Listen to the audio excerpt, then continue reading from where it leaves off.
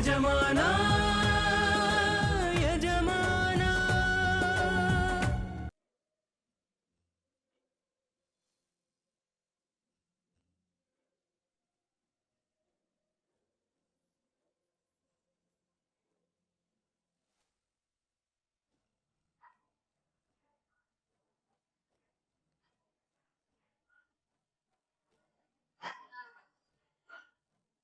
ಏನೇ ಝಾನ್ಸಿ, ನಿನ್ನ ರಾಘವೇಂದ್ರ ಅವರಿಂದ ದೂರ ಮಾಡೋಕೆ ಆಗಲ್ಲ ಅಂತ ನನ್ನ ಹತ್ರನೇ ಚಾಲೆಂಜ್ ಮಾಡ್ತೀಯಾ? ಈಗ ನೋಡು, ನಿನ್ ಮುಂದೆನೆ ರಾಘವೇಂದ್ರ ಅವ್ರ ಜೊತೆ ಜಾಲಿಯಾಗಿ ಮಾತಾಡಿ ನಿನ್ನ ಹೇಗ್ ಹೊಟ್ಟೆ ಉರಿಸ್ತೀನಿ ಅಂತ. ರಾಘವೇಂದ್ರ ಅವ್ರೆ, ಏನ್ ಮಾಡ್ತಿದ್ದೀರಾ? ಒಂದು ಪ್ರಾಜೆಕ್ಟ್ದು ರಿಪೋರ್ಟ್ ರೆಡಿ ಮಾಡ್ತಾ ಇದ್ದೀನಿ. ನಿನ್ ಜೊತೆ ನಾನ್ ಸ್ವಲ್ಪ ಹೊತ್ತು ಮಾತಾಡ್ಬೋದಾ? ಅಯ್ಯೋ, ಅದಕ್ಕೇನಂತೆ, ಧಾರಾಳವಾಗಿ ಮಾತಾಡಿ. ಏನ್ ವಿಷಯ? ನಾವಿಬ್ರು ಮಾತಾಡ್ಬೇಕಾದ್ರೆ ಏನಾದ್ರೂ ವಿಷಯ ಇರ್ಲೇಬೇಕಾ ರಾಘವೇಂದ್ರ ಅವ್ರೆ? ಅಪ್ಪ, ಹಾಗೇನಿಲ್ಲ, ಜನರನ್ನ ಕೇಳಿದೆ ಅಷ್ಟೇ. ರಾಘವೇಂದ್ರ ಅವ್ರೆ, ನಾವಿಬ್ರು ಮದ್ವೆ ಆದ್ಮೇಲೆ ಮಕ್ಳು, ಅವ್ರ ಫ್ಯೂಚರ್ ಬಗ್ಗೆ ಎಲ್ಲ ಮಾತಾಡೋಣ ಅಂತ. ಅದ್ರ ಬಗ್ಗೆ ಎಲ್ಲ ನೀವ್ ಏನ್ ಹೇಳ್ತೀರಾ? ಅದ್ರ ಬಗ್ಗೆ ಎಲ್ಲ ಇವಾಗ ಯಾಕೆ ಮಾತು? ಇನ್ನು ಟೈಮ್ ಇದೆಯಲ್ಲ ಅನಿತಾ ಅವರ. ಅಯ್ಯೋ, ಹಾಗೆ ಹೇಳಿದ್ರೆ ಹೇಗೆ? ದಿನಗಳೆಲ್ಲ ಫಾಸ್ಟ್ ಆಗಿ ಹೋಗ್ತಿದೆ. ಕಣ್ಮುಚ್ ಕಣ್ಬಿಡೋದ್ರಲ್ಲಿ ದಿನಗಳೆಲ್ಲ ಮುಗ್ದೋಗ್ಬಿಡುತ್ತೆ. ಹಾಗಾಗಿ ನಮ್ ಫ್ಯೂಚರ್ ಬಗ್ಗೆ ಪ್ಲಾನ್ ಮಾಡ್ಕೊಳ್ಳೋದು ಒಳ್ಳೇದಲ್ವಾ? ಅದು ಅಂದ್ಹಾಗೆ ಆರ್ತಿಗಂತೂ ಕೀರ್ತಿಗಂತೂ ಅಂತ ಎಲ್ರು ಮಾತಾಡ್ತಾರಲ್ವಾ, ಹಂಗೆ ನನ್ಗೊಂದು ನಿಮ್ಗೊಂದು ಅಂತ 2 ಮಕ್ಳು ಮಾಡ್ಕೊಬಿಡೋಣ ಅಲ್ವಾ? ಫ್ಯೂಚರ್ ಬಗ್ಗೆ ನೀವ್ ಏನೇನೆಲ್ಲ ಪ್ಲಾನ್ ಮಾಡಿದೀರಾ ರಾಘವೇಂದ್ರ ಅವ್ರೆ? ಆ ರೀತಿ ಎಲ್ಲ ನಾನು ಏನು ಯೋಚನೆ ಮಾಡಿಲ್ಲ. ನಿಮ್ ಫೋನ್ ರಿಂಗ್ ಆಗ್ತಿದೆ. ಸಾರಿ, ಗಮನ ಎಲ್ಲ ನಿಮ್ ಕಡೆ ಐತಲ್ಲ, ಅದಕ್ಕೆ ಗೊತ್ತಾಗ. 1 ನಿಮಿಷ. ಸರಿ. ಹಾಮ, ಹೇಳು.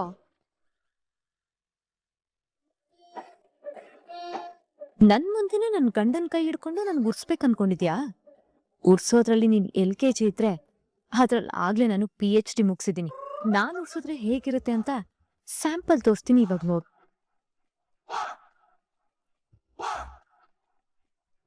ರಾಘು, ಯಾಕ್ ರಾಘು ಅನ್ನೇ ಮಾಡಿ ಬಾ ಅಂತ ಕರ್ದಲ್ಲ?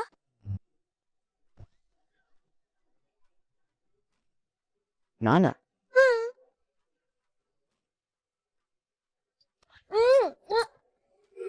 ರಾಘು, ಬೇಡ ಪ್ಲೀಸ್. ಛೀ, ಹೋಗು ರಾಘು. ನಾವ್ ಮನೆ ಹೊರಗಡೆ ಇದ್ದೀವಿ ಅನ್ನೋದು ಗೊತ್ತಾಗಲ್ವಾ? ಅಮ್ಮ, ನೀನ್ ನನ್ ಬಗ್ಗೆ ವರಿ ಮಾಡ್ಕೋಬೇಡ. I am fine. ಛೀ, ಮನೆ ಹೊರಗಡೆ ಎಲ್ಲ ಹೀಗ್ ಮುತ್ ಕೊಡ್ತಾರ? ನೀನ್ ಪೋಲಿ ಆಗ್ತಿದ್ಯಾ ಬರ್ತಾ ಬರ್ತಾ. ಮೇಡಮ್, ನಾನ್ ನೀನು ತಾಳಿ ಕಟ್ಟಿರೋ ಹೆಂಡ್ತಿನೇ ಆಗಿರ್ಬೋದು, ಆದ್ರೆ ಈಗ ಬೀದಿನಲ್ಲೆಲ್ಲ ಮುತ್ ಕೊಡ್ತಾರ? ನನಗ್ ನಾಚಿಕೆ ಆಗತ್ತಪ್ಪ. ಅಮ್ಮ, ನಾನ್ ಮತ್ತೆ ಕಾಲ್ ಮಾಡ್ತೀನಿ ನಿಂಗೆ.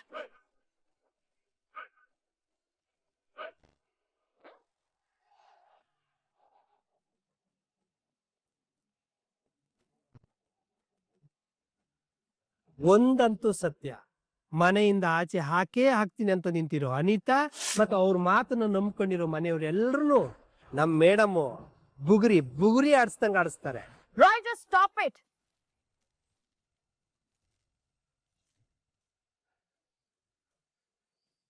ಎಷ್ಟು ದಿನ ಎಲ್ಲರನ್ನೂ ಏಮಾರಿಸ್ತಾ ಇದ್ಲು.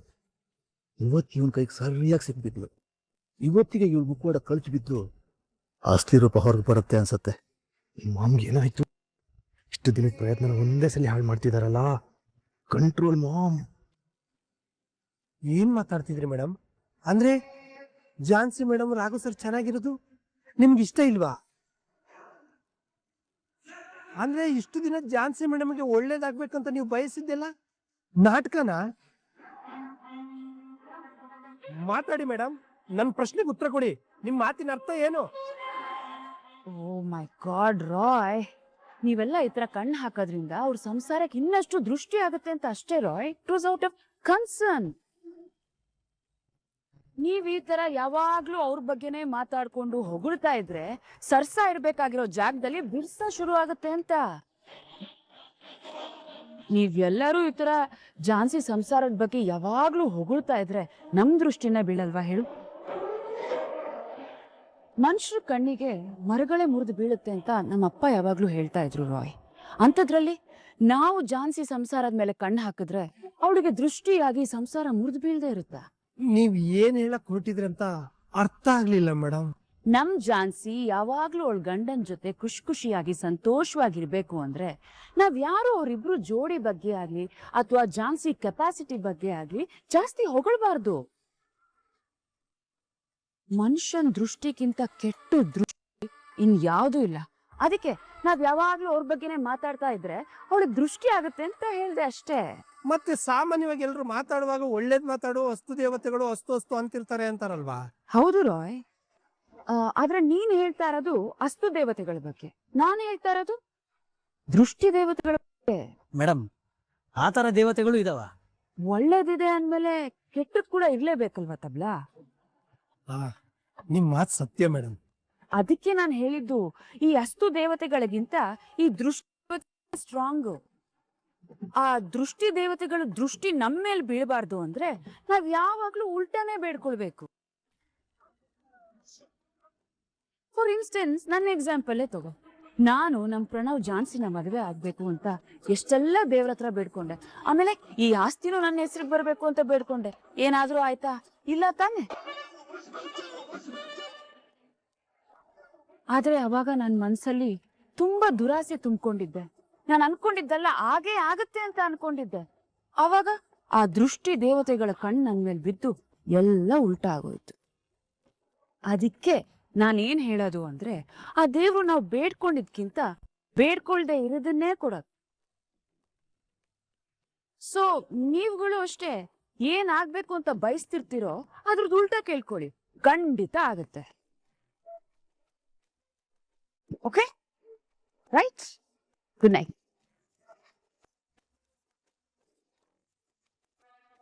ಇವತ್ತು ಇವಳು ಅಸಲಿ ಬಣ್ಣ ಬಯಲಾಗತ್ತೆ ಅನ್ಕೊಂಡ್ರೆ ಇನ್ನೊಂದು ಬೇರೆನೇ ಬಣ್ಣ ಹಚ್ಕೊಂಡು ಮ್ಯಾನೇಜ್ ಮಾಡ್ಬಿಟ್ಲು.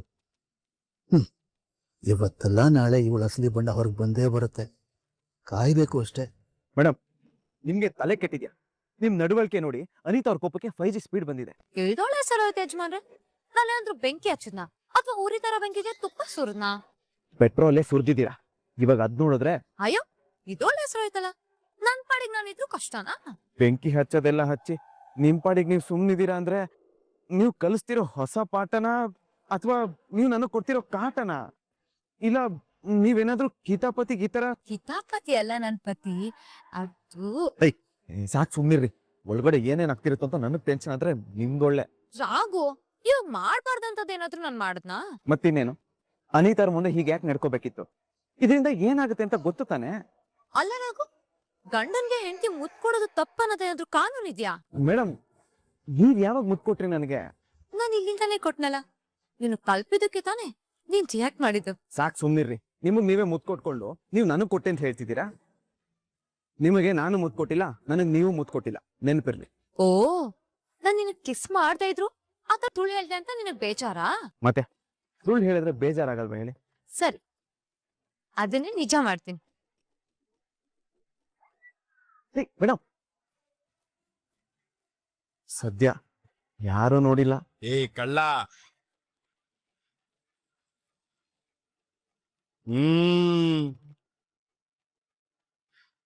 ಸಿಕ್ಕಾಕೊಂಡ, ಕೊನೆಗೂ ಸಿಕ್ಕಾಕೊಂಡ. ನಡ್ಸು ನಡ್ಸು ಏ ತರುಣ, ನಡ್ಸು ನಡ್ಸು ನಡ್ಸು. ಒಂದ್ ನಿಮಿಷ.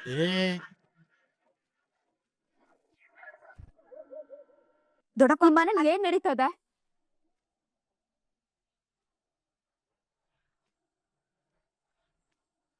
ಯಾಕನಿತಾ ಇವಾಗ ಏನಾಯ್ತು ಅಂತ ಈ ಕೋಪ ಮಾಡ್ಕೊಂಡಿದ್ಯಾ?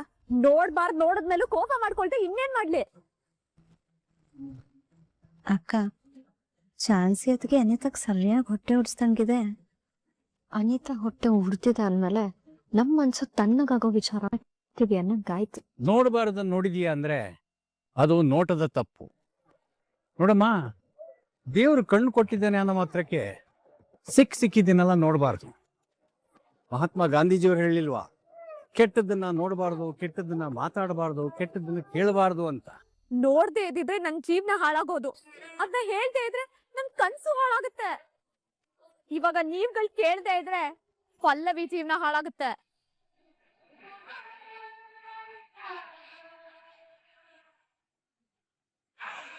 ಅಕ್ಕ, ಅದಿರೋ ಚಾನ್ಸ್ ಯಾಕೆ ಇವ್ರಿಗೆ ಸರಿಯಾಗಿ ಕೊಟ್ಟಿದ್ದಾರೆ. ಇವಾಗ ಅಂತದೇನ್ ನೋಡ್ದೆ ನೀನು? ರಾಘವೇಂದ್ರ ಮನ್ಸಲ್ಲಿ ಜಾನ್ಸಿ ಇಲ್ಲ, ಅವಳು ಕಂಡ್ರೆ ಅವ್ರಿಗೆ ಇಷ್ಟ ಇಲ್ಲ ಅಂತ ನೀವೇ ತಾನೇ ಹೇಳಿದ್ದು. ಹೌದಮ್ಮ, ಅದ್ರಲ್ಲಿ ನಿನಗೆ ಯಾಕೆ ಡೌಟು? ಅಲ್ಲಿ ರಾಘವೇಂದ್ರ ಅವರು ಜಾನ್ಸಿ ಕಿಸ್ ಕೊಟ್ಕೊಂಡು ರೊಮ್ಯಾನ್ಸ್ ಮಾಡ್ತಿದ್ದಾರೆ.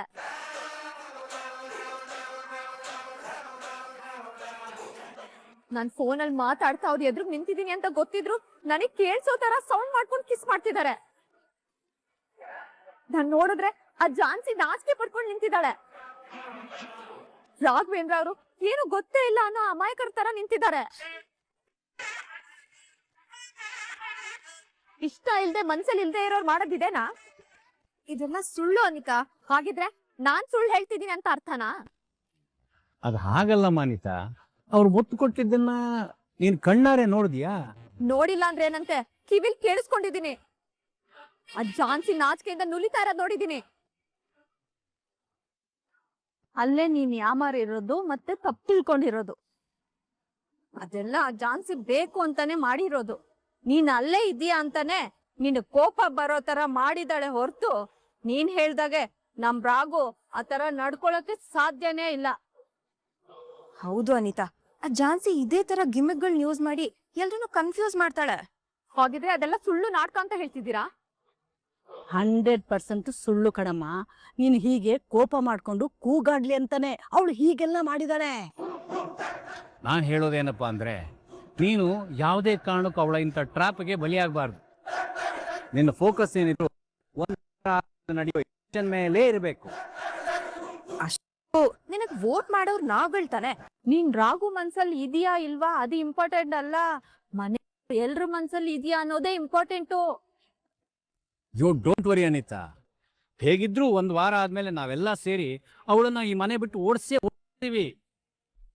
ನೀನು ನಾಳೆಯಿಂದ ಶುರುವಾಗೋ ಟಾಸ್ಕ್ಗಳನ್ನ ಹೇಗೆ ಗೆಲ್ಬೇಕು ಅನ್ನೋದ್ರ ಬಗ್ಗೆ ಮಾತ್ರ ಯೋಚನೆ ಮಾಡು. ಹೌದು ಅನಿತಾ, ನೀನ್ ಯಾವ ಟಾಸ್ಕಲ್ಲೂ ಕೂಡ ಸೋಲ್ಬಾರ್ದು. ಎಲ್ಲಾ ವಿಷಯದಲ್ಲೂ ಅವಳಿಗಿಂತ ನೀನೇ ಬೆಸ್ಟ್ ಅಂತ ಪ್ರೂವ್ ಮಾಡ್ಬೇಕು. ಅದಕ್ಕೆ ನೀನ್ ಈ ರೀತಿ ಸಣ್ಣ ಪುಟ್ಟ ವಿಷಯಕ್ಕೆಲ್ಲ ಕೋಪ ಮಾಡ್ಕೊಳ್ಳೋದ್ ಬಿಟ್ಟು ಆಗಿ ಗೇಮ್ ಪ್ಲಾನ್ ಮಾಡ್ಬೇಕು.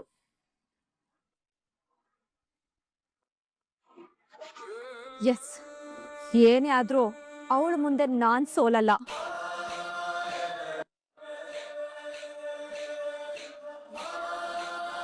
ಅಕ್ಕ, ಇವ್ರನ್ನ ನೋಡಿದ್ರೆ ನಿನಗೆ ಏನ್ ಅನ್ಸ್ತಿದೆ? ಅಯ್ಯೋ ಪಾಪ ಅನ್ನಿಸ್ತಿದೆ. ಯಾಕಂದ್ರೆ ಆಸೆನ ಹುಟ್ಟಾಕಿ ನಿರಾಸೆ ಆಗೋ ಥರ ಮಾಡ್ತಾರಲ್ಲ, ಅದಕ್ಕೆ. ಹಂಗಿದ್ರೆ ಜಾನ್ಸಿ ಅದಕ್ಕೆ ಅವ್ರ ಗೇಮ್ನ ಶುರು ಮಾಡಿದ್ದಾರೆ ಅಂತ ಆಯ್ತು. ಇನ್ನೇನಿದ್ರು ಬರೀ ಎಂಟರ್ಟೈನ್ಮೆಂಟ್.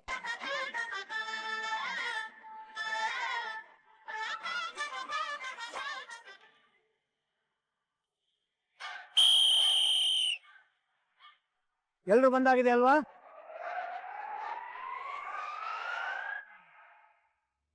ಈ ಸ್ಪರ್ಧೆಯ ಉದ್ದೇಶ, ಕಾರಣ, ನೀತಿ, ನಿಯಮ ಏನು ಅನ್ನೋದು ನಾನು ಇವಾಗ ಹೇಳ್ತೀನಿ. ಎಲ್ಲರೂ ಸರಿಯಾಗಿ ಕೇಳಿಸ್ಕೋಬೇಕು. ಮುಖ್ಯವಾಗಿ ನೀವಿಬ್ಬರು ಕರೆಕ್ಟಾಗಿ ಕೇಳಿಸ್ಕೋಬೇಕು. ಇವತ್ತಿಂದ ನಮ್ಮ ಮನೆಯಲ್ಲಿ ವಿವಿಧ ರೀತಿಯ 5 ಟಾಸ್ಕ್ಗಳು ಇರ್ತವೆ. ಆ ಟಾಸ್ಕ್ಗಳು ಏನು ಅನ್ನೋದನ್ನ ಸ್ಪಾಟಲ್ಲೇ ಹೇಳ್ತೀನಿ. ಯಾಕಂದ್ರೆ ನೀವು ಸ್ಪಾಂಟೇನಿಯಸ್ ಆಗಿ ರಿಯಾಕ್ಟ್ ಮಾಡಿ, ಯೋಚನೆ ಮಾಡಿ, ಅದನ್ನ ಚಾಲೆಂಜ್ ಆಗಿ ತಗೊಂಡು ಸ್ಪರ್ಧೆಯಲ್ಲಿ ಗೆದ್ದು ತೋರಿಸಿದಾಗ ತಾನೇ ನಿಮ್ಮ ಸಾಮರ್ಥ್ಯ ಏನು ಅನ್ನೋದು ಬೇರೆಯವರಿಗೂ ಗೊತ್ತಾಗೋದು. ಆಮೇಲೆ ಟಾಸ್ಕ್ ಕೊಟ್ಟಾಗ ಇದು ಕಷ್ಟ, ನನ್ನ ಕೈಲಿ ಆಗಲ್ಲ ಅಂತ ಯಾರು ಮೊದಲು ಹೇಳ್ತಾರೋ ಅವರು ಸೋತಾಗೆ. ಇದು ಮೊದಲನೇ ರೂಲ್ಸ್. ಆಮೇಲೆ ಅಂಪೈರ್ ತೀರ್ಮಾನವೇ ಅಂತಿಮ ತೀರ್ಮಾನ ಅನ್ನೋದು ನೆನಪಿರಲಿ. ಇದು ಕೇವಲ ನಿಮ್ಮಿಬ್ಬರ ಮಧ್ಯೆ ನಡೆಯುತ್ತೆ. ಯಾಕಂದ್ರೆ ಈ ಮನೆಗೆ ಬೆಸ್ಟ್ ಸೊಸೆ ಯಾರು ಅನ್ನೋ ನಿರ್ಧಾರ ಆಗಬೇಕಾಗಿದೆ. ಆ ನಿರ್ಧಾರ ಮಾಡೋ ಹಕ್ಕು ಈ ಮನೆಯವರಿಗಿದೆ. ಅಣ್ಣ, ಅದಕ್ಕೇನು ಸೋಲಿಸ್ಬೇಕು ಅಂತಾನೆ ದೊಡ್ಡಪ್ಪ ಅಂಪೈರ್ ಆಗಿದ್ದಾರೆ ಅನ್ಸ್ತಿದೆ. ಸಂಗೀತ, ಆಟ ನಡೆಯೋದು ಎಲ್ರೂ ಕಣ್ಮುಂದೆ ತಾನೆ. ಅಂದಮೇಲೆ ಮೋಸ ಮಾಡಕ್ ಹೇಗೆ ಸಾಧ್ಯ ಹೇಳು? ನೀನ್ ಹೇಗೆ ಅನ್ನೋ ಪ್ರಶ್ನೆಗೆ ಈ ಗೇಮ್ ಮುಗಿದ್ಮೇಲೆ ಉತ್ತರ ಸಿಗುತ್ತೆ, ನೋಡ್ತಾ ಇರು. ಚರುಣಣ್ಣ, ಇವರು ಅನಿತನ ಗೆಲ್ಸ್ಬೇಕು ಅಂತಾನೆ ಈ ತರ ಪ್ಲಾನ್ ಮಾಡ್ತಾ ಇದಾರೆ. ಆದ್ರೂ ಗೆಲ್ಲೋ ಚಾನ್ಸಿನೇ. ಅವಳು ಗೆಲ್ತೀನಿ ಅನ್ಕೊಂಡಿದ್ದಾಳೆ. ನಾವ್ ಹೇಗಾದ್ರೂ ಮಾಡಿ ಅವಳನ್ನ ಸೋಲಿಸ್ತೀವಿ ಅನ್ನೋ ಕಲ್ಪನೆ ಕೂಡ ಮಾಡ್ಕೊಂಡಿರಲ್ಲ ಅವಳು. ಆಮೇಲೆ 1 ವಾರಗಳ ನಂತರ ನಡೆಯುವ ವೋಟಿಂಗ್ ಮೂಲಕ ಮನೆಯವರೆಲ್ಲರೂ ತಮ್ಮ ಅಧಿಕಾರವನ್ನು ಚಲಾಯಿಸ್ತಾರೆ. ಆ ಒಂದು ವೋಟಿಂಗ್ ಕಾಂಪಿಟೇಷನ್ ನಲ್ಲಿ ಯಾರು ಹೆಚ್ಚು ಮತಗಳನ್ನು ಗಳಿಸ್ತಾರೋ ಅವರೇ ಈ ಮನೆ ಸೊಸೆಯಾಗೋದು, ಮತ್ತೆ ಅವರೇ ಜಯಶಾಲಿ.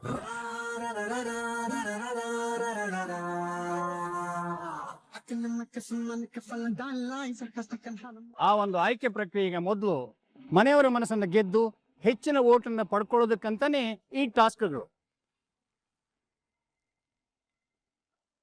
ಒಂದು ರೀತಿಯಲ್ಲಿ ನಿಮ್ಮನ್ನು ನೀವೇ ಪ್ರೂವ್ ಮಾಡಿಕೊಂಡು ಪ್ರಚಾರ ಮಾಡಿ ಮನೆಯವರ ಮನಸ್ಸನ್ನು ಗೆಲ್ಲೋದಕ್ಕಿರುವಂತ ಅವಕಾಶ ಅಂತಾನೂ ತಿಳ್ಕೋಬಹುದು. ಹೀಗೆ 1 ವಾರ ಕಾಲ ರಣರೋಚಕವಾಗಿ ನಡೆಯುವ ಈ ಸ್ಪರ್ಧೆಗೆ ನಾನು ಕೊಡುವಂತ ಹೆಸರು ನೀನಾ ನಾನಾ. ಪಲ್ಲವಿ, ನಾನು ಹೇಳಿರೋದೆಲ್ಲ ಸರಿಯಾಗಿದೆಯಾ, ಏನಾದ್ರು ಸೇರಿಸ್ಬೇಕಾ? ಏನಿಲ್ಲ ದೊಡ್ಡಪ್ಪ, ಎಲ್ಲ ಪರ್ಫೆಕ್ಟ್ ಆಗಿದೆ. ನೀನೇನ್ ಹೇಳ್ತೀಯಪ್ಪ? ಸರಿಯಾಗಿದೆ ದೊಡ್ಡಪ್ಪ. ಅದನ್ನೇ ಸ್ವಲ್ಪ ಜೋರಾಗಿ ಎಲ್ರಿಗೂ ಕೇಳಿಸೋ ತರ ಹೇಳು. ಹಾ ದೊಡ್ಡಪ್ಪ, ಸರಿಯಾಗಿದೆ. ನೋಡ್ರಮ್ಮ, ನಾನು ಹೇಳಿದ್ದೆ ನಿಮ್ಮಿಬ್ರಿಗೂ ಅರ್ಥ ಆಯ್ತಾ? ಏನಾದ್ರೂ ಡೌಟ್ಸ್ ಇದ್ರೆ ಕೇಳಿ. ನನ್ಗೇನು ಡೌಟ್ಸ್ ಇಲ್ಲ. ನನ್ಗೂ ಏನು ಡೌಟ್ ಇಲ್ಲ ದೊಡ್ಡ ಮಾವ. ಸರಿ, ಹಾಗಾದ್ರೆ ಇವತ್ತಿನ ನೀನಾ ನಾನಾ ಸ್ಪರ್ಧೆಯ ಮೊದಲ ಟಾಸ್ಕ್ ಅಲ್ಲಿ ನೀವಿಬ್ರು ಭಾಗವಹಿಸ್ತಾ ಇದ್ದೀರಾ. ಆ ಟಾಸ್ಕ್ ಏನಪ್ಪಾ ಅಂದ್ರೆ, ಪಲ್ಲವಿ ಆ ಪ್ರಾಪರ್ಟಿ ಕೊಡಮ್ಮ ಇಲ್ಲಿ.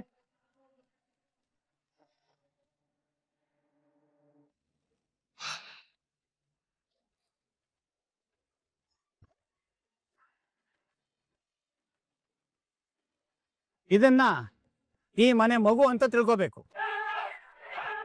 ಈ ಬೊಂಬೆಗೆ ಇಲ್ಲೊಂದು ಬಟನ್ ಇದೆ, ಅದನ್ನ ಪ್ರೆಸ್ ಮಾಡಿದ್ರೆ ಈ ಮಗು ಅಳಕ್ ಶುರು ಮಾಡುತ್ತೆ. ಹೀಗೆ ನೋಡಿ, ಹೇಳ್ತಾ ಇದೆ. ಈ ಮಗು ಅಳು ನಿಲ್ಲಿಸ್ಬೇಕಂದ್ರೆ ಇದಕ್ಕೆ ಹಾಲು ಕುಡಿಸ್ಬೇಕು. ಹಾಲು ಕುಡಿಸಕ್ಕೆ ಮನೆಯಲ್ಲಿ 1 ಹನಿ ಹಾಲಿಲ್ಲ, ನಿಮ್ಮಿಬ್ಬರ ಕೈಲಿ ₹1 ದುಡ್ಡಿಲ್ಲ. ಹಾಲು ಸಿಗೋದು ಇಲ್ಲಿಂದ 1.5 ಕಿಲೋಮೀಟರ್ ದೂರದಲ್ಲಿರೋ ಒಂದೇ ಒಂದು ಮಾತ್ರ. ಅದಕ್ಕೆ ಇವಾಗ ನೀವು ಏನ್ ಮಾಡಬೇಕು ಅಂದ್ರೆ, ನೀವು ಓಡೋಗಿ ಏನಾದ್ರೂ ಮಾಡಿ ಅಂಗಡಿಯವ್ರ ಹತ್ರ ಹಾಲು ಇಸ್ಕೊಂಡು ಬಂದು ಅದನ್ನ ಕಾಯಿಸಿ ಮಗುಗೆ ಕೊಟ್ಟು ಮಗು ಅಳು ನಿಲ್ಲಿಸ್ಬೇಕು. ಏನ್ ಹೇಳಿ? ಅಳ್ತಾ ಇರೋ ಮಗುನ ಸಮಾಧಾನ ಮಾಡಿ ಅಳು ನಿಲ್ಲಿಸ್ಬೇಕು. ಗೊತ್ತಾಯ್ತಾ? ಯಾರು ಮೊದಲು ಮಗು ಅಳುನ ನಿಲ್ಲಿಸ್ತಾರೋ ಅವರೇ ಈ ಟಾಸ್ಕ್ ನ ವಿನ್ನರ್. ಟಾಸ್ಕ್ ರೂಲ್ಸ್ ಎಲ್ಲ ಅರ್ಥ ಆಯ್ತಾ? ಅರ್ಥ ಆಯ್ತು. ಈಗ ನಾನು 3 ಕೌಂಟ್ ಮಾಡಿ ವಿಷಲ್ ಹಾಕ್ತೀನಿ. ಆಗ ನಿಮ್ಮ ಟೈಮ್ ಶುರು ಆಗುತ್ತೆ. ಆಗ ನೀವು ಇಲ್ಲಿಂದ ಹೊರಡಬೇಕು.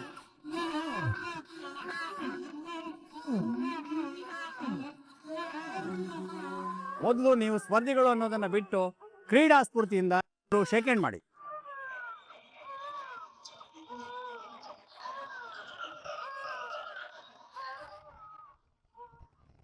ಈ ಅನಿತಾ ಏನು ಅನ್ನೋದು ಇವಾಗ ಗೊತ್ತಾಗುತ್ತೆ. ನೋಡೆ, ನಾನೇನು ಅನ್ನೋದು ನುಡಿಯಿಂದ ಅಲ್ಲ, ನಡೆಯಿಂದ ಗೊತ್ತಾಗುತ್ತೆ. ಓಕೆ ಓಕೆ, ದೃಷ್ಟಿ ಯುದ್ಧ ಬೇಡ, ಗೇಮ್ ಶುರು ಮಾಡೋಣ. Okay, ready? 3, 2, 1, ಗೋ!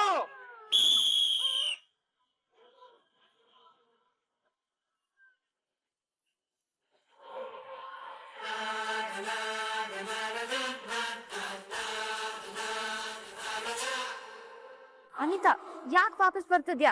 ನೀನ್ ಗೆಲ್ಬೇಕು ಅಂದ್ರೆ ಓಡ್ಬೇಕು ಅನಿತಾ, ಓಡು. ಡೋಂಟ್ ವರಿ ಪಲ್ಲವಿ, ಗೆಲ್ಲೋದ್ ನಾನೇ. ಅಲ್ಲಮ್ಮ, ನೀನ್ ಹೋಗಿ ಹಾಲ್ ತರ್ದೆ ಹೇಗಮ್ಮ ಗೆಲ್ಲೋಕ್ ಸಾಧ್ಯ? ನೀವ್ ಈ ರೀತಿ ಮಾಡಿದ್ರೆ ಮೊದಲನೇ ಟಾಸ್ಕ್ ಅಲ್ಲೇ ಸೋಲ್ತೀಯ ಅಷ್ಟೇ. ನೀವ್ ಯಾರು ತಲೆ ಕೆಡ್ಸ್ಕೊಬೇಡಿ, ಗೆಲ್ಲೋದ್ ಹೇಗೆ ಅಂತಾನೂ ಕೇಳ್ಬೇಡಿ. ಒಟ್ನಲ್ಲಿ ಈ ಟಾಸ್ಕ್ ಅಲ್ಲಿ ಗೆಲ್ಲೋದ್ ನಾನೇ.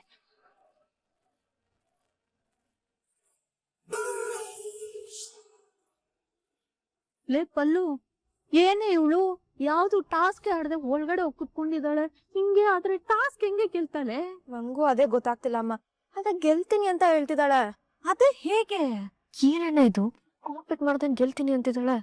ನನಗೂ ಅದೇ ಅರ್ಥ ಆಗ್ತಿಲ್ಲ ಸಂಗೀತ. ಹೋಗ್ಲಿ ಬಿಡು, ಹೇಗೋ ನಮ್ಮ ಅತ್ತಿಗೆ ಗೆದ್ರೆ ಸಾಕು. ಇಲ್ಲಿ ಮೋಸದಾಟ ನಡೀತಿದೆ ಅಂತ ನಿಂಗೆ ಅನಿಸ್ತಾ ಇಲ್ವಾ? ಅನ್ಸೋದೇನು, ಇವ್ರು ಮೋಸ ಮಾಡಕ್ಕೆ ಅಂತಾನೆ ನಿಂತಿದ್ದಾರೆ. ಏನೇ ಆದ್ರೂ ಗೆಲ್ಲದ್ ಝಾನ್ಸಿ ಅದಕ್ಕೇನೆ.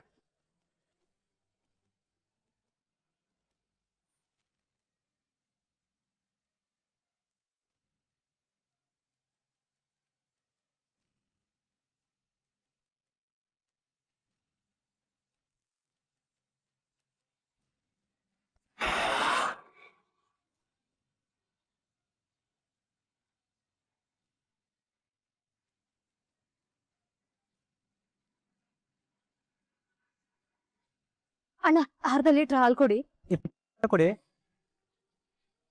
ಅಣ್ಣ, ನನ್ನ ಹತ್ರ ದುಡ್ಡಿಲ್ಲ, ಆಮೇಲೆ ಕೊಡ್ತೀನಿ. ಪ್ಲೀಸ್ ಇವಾಗ ಹಾಲು ಕೊಡಿ. ರೀ, ಹಾಲು ಮಾರಿದ್ರೆ ನಮ್ಗೆ ಸಿಗದೆ ₹1. ಅದರಲ್ಲೂ ಸಾಲ ಕೇಳ್ತಿರಲ್ಲ. ಅಣ್ಣ, ನಾನು ನಿಜವಾಗ್ಲೂ ಆಮೇಲೆ ತಂದು ಕೊಡ್ತೀನಿ. ಪ್ಲೀಸ್ ಇಲ್ಲ ಅನ್ಬೇಡಿ. ನೋಡಮ್ಮ, ಗಿರಾಕಿಗಳು ನಮ್ಗೆ ದೇವರಿಗೆ ಸಾಲ ಕೊಡೋ ಶಕ್ತಿ ನಮ್ಗಿಲ್ಲಮ್ಮ. ಹಾಗಾಗಿ ನಾನು ಸಾಲ ಕೊಡಲ್ಲ.